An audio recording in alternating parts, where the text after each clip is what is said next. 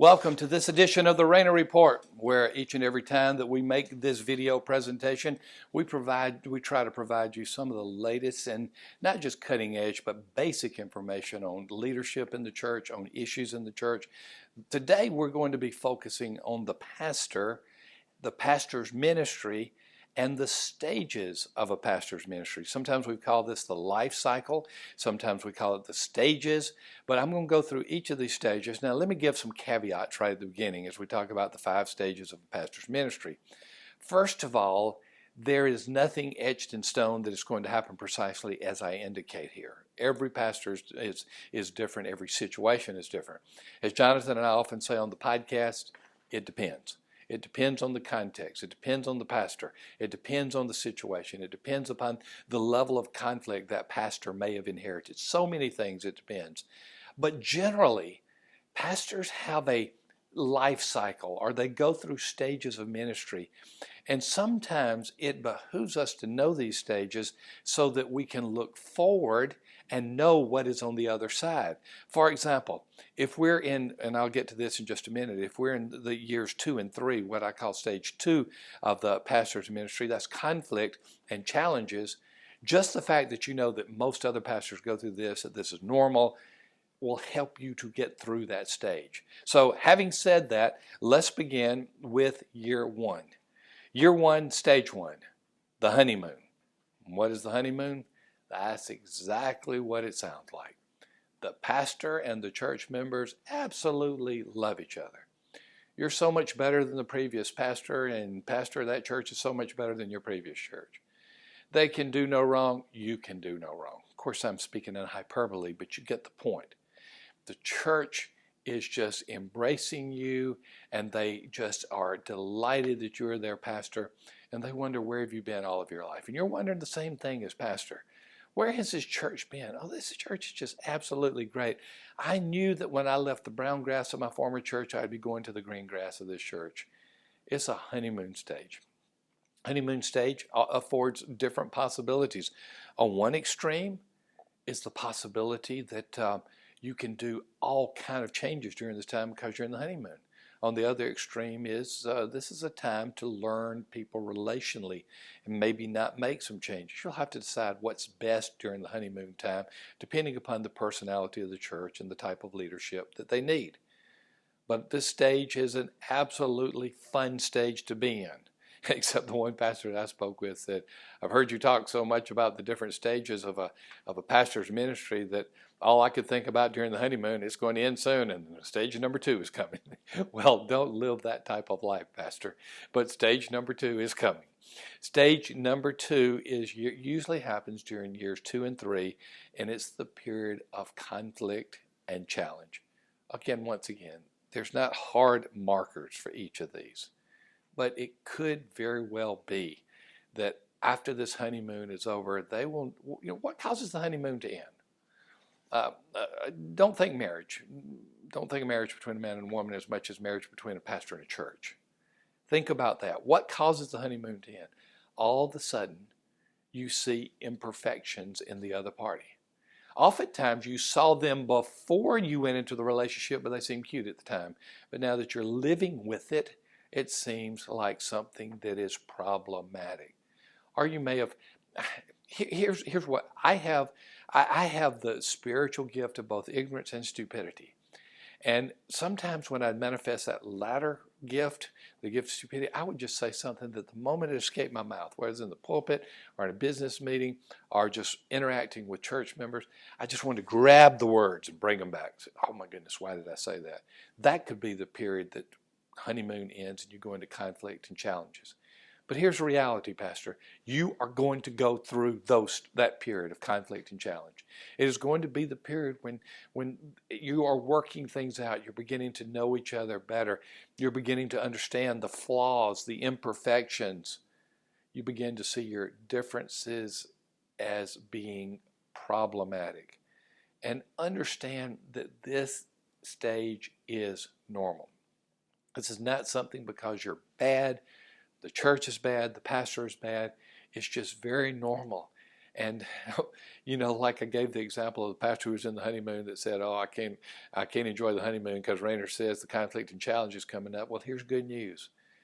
All things being equal, you will move from the conflict and challenge stage to another stage. And that stage is stage 3, years 4 and 5, Crossroads. I consider Crossroads, and I'll call this Crossroads Part 1 because Stage 5 will be Crossroads Part 2. But for this one, Stage 3, Crossroads. This period is one of the most critical in the relationship. If the conflict was severe, it could be the pastors being forced out, forced terminated, or decided to leave under pressure. But this can also be the time when the pastor makes a recommitment to the church. When the pastor says, "I am here for the long haul." And I've determined long haul, based upon most relationships of pastors and churches, to be 5 or more years. I'm going to make it to year 5. I'm going to make it past year 5. This is the period when the pastor usually decides, am I going to stay here or am I going to go somewhere else? And when it's all said and done, this may be the most critical period. And you could argue that the stage 2 conflict and challenge is a critical period. I get that. But this is where a decision is usually made. If the pastor has not bailed out or been pushed out already, it is this period where the pastor says, okay, I am making a decision, and the decision is here.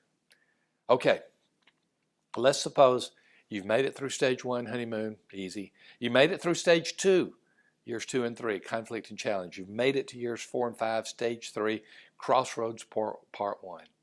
Here's the good news. If you can get past that 5th year into the 4th stage, years 6 to 10, I call this the stage of fruit and harvest.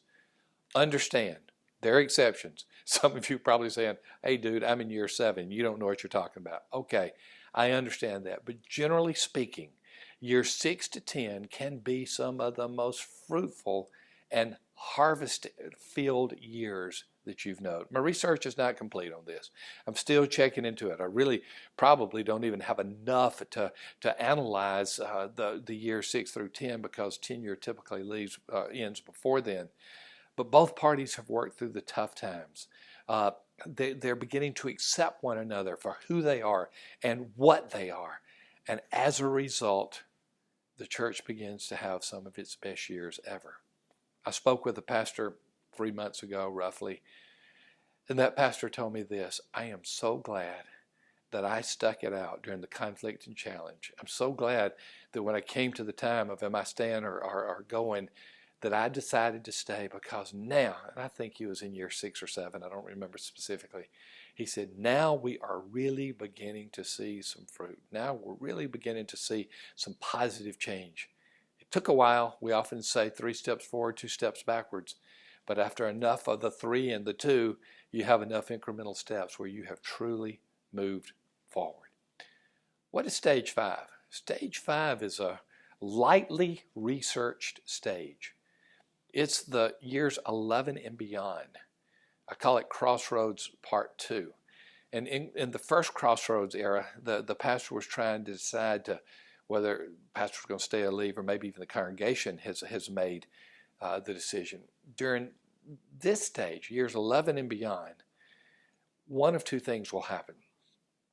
The pastor will decide to stay with a reinvigorated vision, or the pastor will struggle with all the changes that are taking place. Ministry wasn't like it was 5 years ago or 10 years ago, and will not adjust and will become basically a lame duck during this time because he's just change resistant. He does not want to move forward in a way because things are just not the way that they once were. This is an area that we need to get a lot more data on, a lot more research on, but I hope, having heard these 5 stages of a pastoral ministry, having heard that there's a honeymoon, conflict, crossroads, 2 crossroads, and a time of fruit and harvest, that you will understand that you are not going through abnormal times when you go through these stages. Indeed, you're accompanied by many who have gone through similar challenges and similar opportunities as well.